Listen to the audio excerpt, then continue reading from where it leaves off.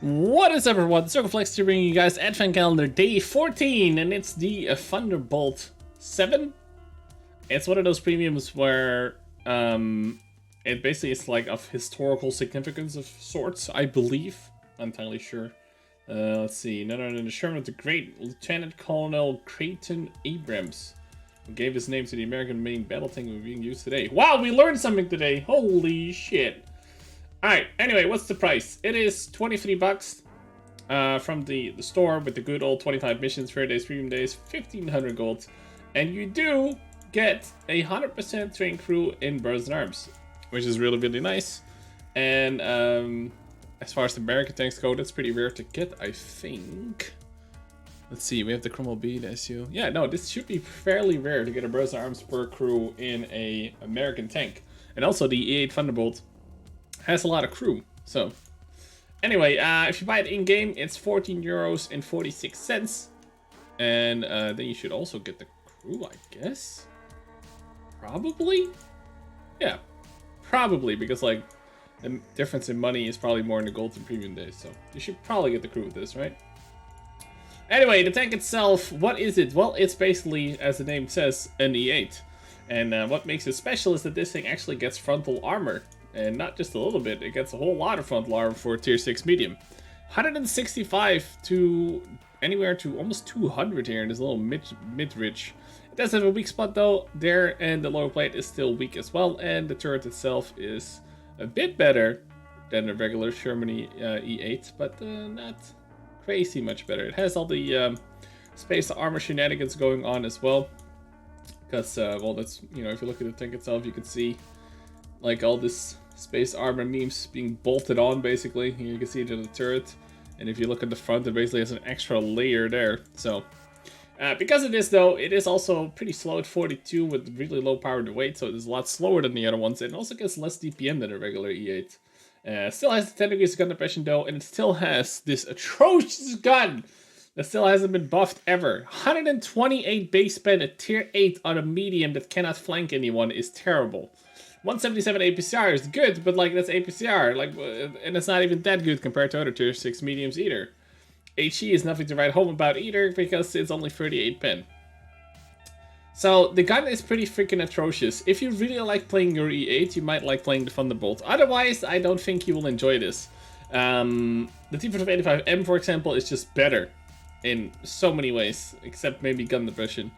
And the armor might be troll, and especially against lower tiers, because, well, you're going to be seeing some tier 4s if you're really lucky, I guess.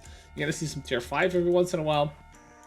But against anyone else, they will just shoot through your front anyway. So, yeah. Is it worth it? Well, not really, right? Maybe if you want the crew. If you want a crew, then it's... God, you know what's funny? This package would be kind of worth it if you already own one. Because then you get the gold for the tank. You get the premium days, you get the missions. Well, I guess the missions are useless because you're probably not going to play it. 1500 gold extra. And you get the full crew. And the crew, like I said, is like 6 people, I think, or something like that. Let's take a look. Yeah, commander, driver, gunner. Yeah, so 5. So it's perfect Brass Arms crew to get. That's actually the best part about the whole thing. It's actually just the crew. Another thing that I've noticed, and I don't know about you guys, is this might be just my like personal experience, but I feel like tier 6 matchmaking is a lot shittier with the matchmaking being different the way it is now, and tier 7 is a lot better actually. In what I found is that tier 7 is a lot better. So I can't really recommend this thing. Just because I don't think a lot of you will enjoy it, and especially the gun. Oh, I can write a whole book about how shit this gun is. The other thing is, and I found the same on the regular E8 and E2 and stuff, they get third steps, which is kind of their unique thing at tier 6, because the other tier 6 mediums don't tend to get them.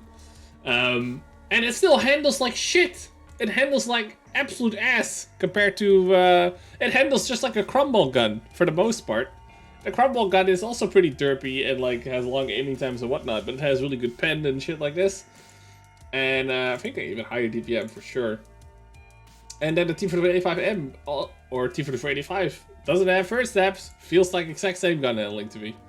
So that's really weird. Don't really recommend it. It does have 370 fuel range. It's okay, I guess. It's like somewhat decent if you remove this. It's still 436, so because you're not gonna run vents, I guess. With vents, you'll be full fuel range. You could run vents instead of first steps, because I don't feel like the first steps are doing this thing any favors. Like, it doesn't seem to be doing anything.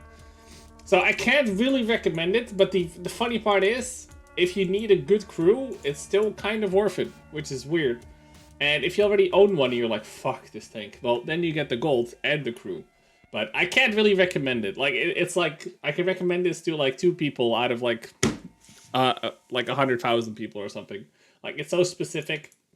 If you really like playing your E2, if you really like playing your E8, then yeah, probably recommend, right? You get a good crew, it's a decent price for wargaming standards anyway. So yeah, I also have a game up on YouTube. It's a pretty older one when it just came out, I believe, and it's me versus tier 4. So you can see how crazy this thing is against tier 4 and 5s.